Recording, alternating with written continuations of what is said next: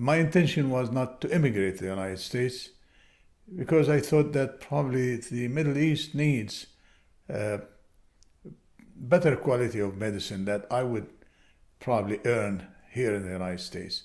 So I opted for exchange visitor visa, though the consul at the embassy in Kuwait offered me immigration visa, and I opted for the exchange visitors on the assumption that I'll go back to the Middle East, either Jordan or any other part.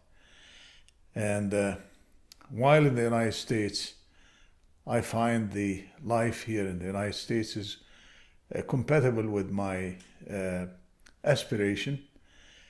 And as things turn out, I had 2 daughters by then when I finished my graduation in ear, nose, and throat, head and neck surgery.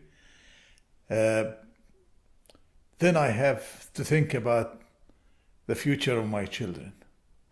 And I find that the United States is the best place for them to grow up and be part of the society here. And in the last year in my training, I went and I changed my visa to immigrant visa. And the moment which really thrilled my heart is as I went back to the medical school and I told my professor, Dr. Edward Brando, at that time in Albany Medical College, Albany, New York. I told him that I changed my visa to immigrant visa. He hugged me warmly and heartily. And he said, "Great, you are one of us now." And that words really, till now, is thrilling my heart. And that tells the story about the American people. They are welcoming people, they are kind, they are, in general, forthcoming.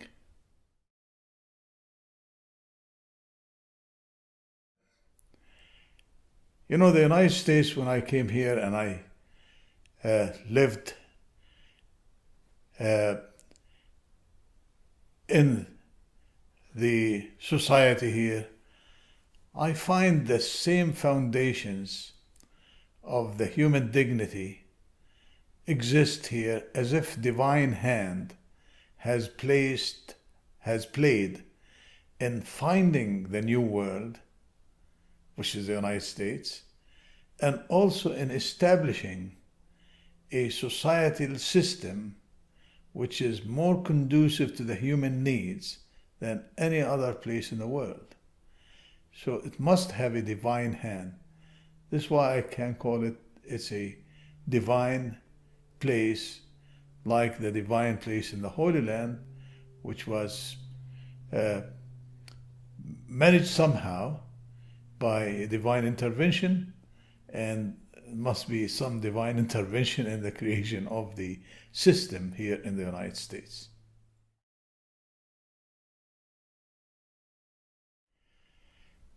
You know, President Trump has a great agenda, and as a matter of fact, I voted for him simply because he is pursuing what's good for the American people. To make America great, yes.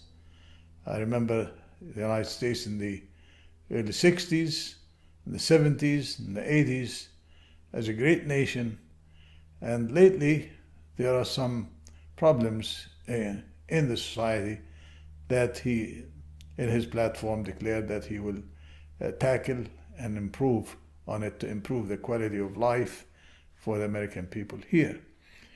As far as his position about Muslims, I consider him the same position he had to the Christians or the Jews as religious people. But when you're talking about fringe groups outside the religion, I believe I support him in his tackle of the fringe groups who intend to do harm to the society. Now, whatever decision he makes or the Congress makes, I'm sure it will be based on some information they get through the intelligence to protect the country mainly. And the true Islamic religion, in my opinion, will never intend to do harm to anybody. And this is why the word Islam means salam, means peace.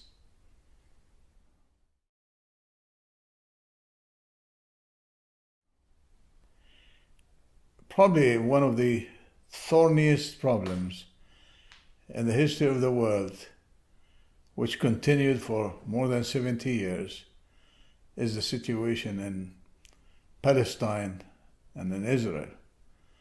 It's very difficult.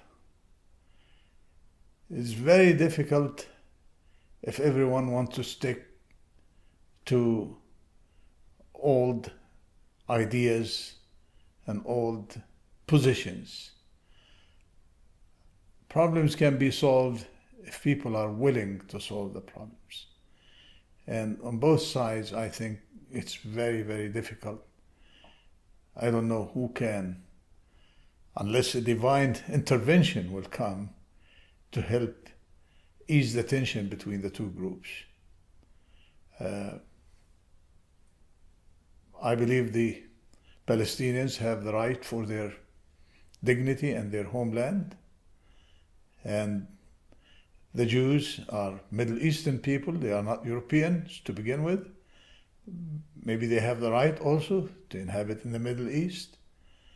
And this is where they come from. But the formula has to be taking care of the aspiration of both. Well, President Trump, when he was a candidate, in his platform he said he will be even between the Palestinians and the Israelis, and he will try his best to solve the problem. And I remember he did at least twice, and he mentioned it several times. So I wish him the luck, and I think the whole world should support him and wish him the luck in this endeavor, which is the most difficult endeavor for any president of the United States to handle. Well, his intention to be even-handed and have a dialogue to achieve peace between the Palestinians and the Israelis. And he repeated this. And though it is difficult, he might succeed based on his experience in the past during his business life. And it is business, and I hope that he will succeed, and time will tell.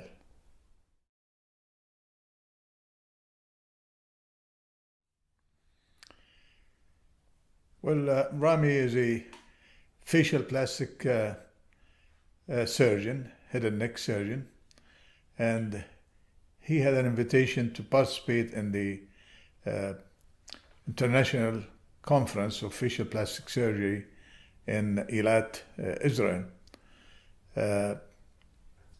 And he asked me if I can be with him, since this is his first visit to the area. And I joined him as a head and neck surgeon, also participating in the general meeting at Eilat. You know, when I was at the meeting, I felt that I'm still in the United States. It's a medical meeting, professional, exactly like we have here in the United States. And politics is not there, only professional meeting. I mingled with all kinds of physicians from different parts of the world, all with one objective: how we can improve our services to our patients. The meeting was well prepared, well conducted. The facilities were great. Eilat is a great town, by the way. I was really surprised to see it, almost trying to reach up and catch up with Las Vegas in a way. Climate and lifestyle. We started first with having a tour by the organizers of the meeting for Jerusalem, and seeing the ancient lifestyle in Jerusalem. It's a very nice place. You feel the Spirit of God there in it, and when you are walking the streets and forget about politics. You feel really a divine being there, whether it's in the Wailing Wall area or in the Church of Holy Sepulchre or the Dome of the Rock, Al-Aqsa Mosque. We sampled the lifestyle nicely there. Then we visited in the other areas, including Bethlehem and Tel Aviv and Jaffa. The setting in Jaffa and Tel Aviv is a wonderful place. They should never have any wars in these areas. And it's very conducive for a good living and a beautiful life. As a matter of fact, my wife, she said, if they had peace tomorrow, I would move there back, And it's a pleasant trip. Well, I couldn't go to my birthplace, Gaza, because, I have a schedule. I have to come back to my patients, and I was concerned about any conflict which can happen, and I will not be able to get out in time for my work and duties. I personally avoided it just because I don't have enough time for it. We went to visit Nablus, which is a Palestinian town, and you can get in and out of Nablus easily at this time. I have been there before, about maybe 6-7 years ago, with one of my colleagues, Dr. Stephen Barnes, who was the head of the ear, nose, and throat in Albany, New York. And we went there and we conducted the cochlear implant course, teaching the doctors there to do that.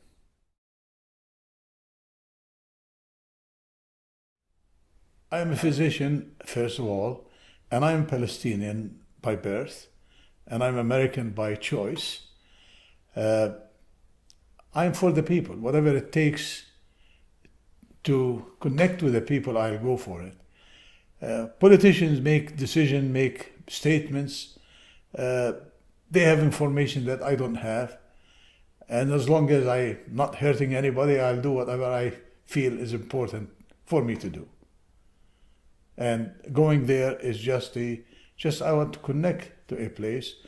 Unfortunately, one of my colleagues who was an ear, nose, and throat in Nablus, I found that he died of natural causes 3 years ago, which I didn't know about.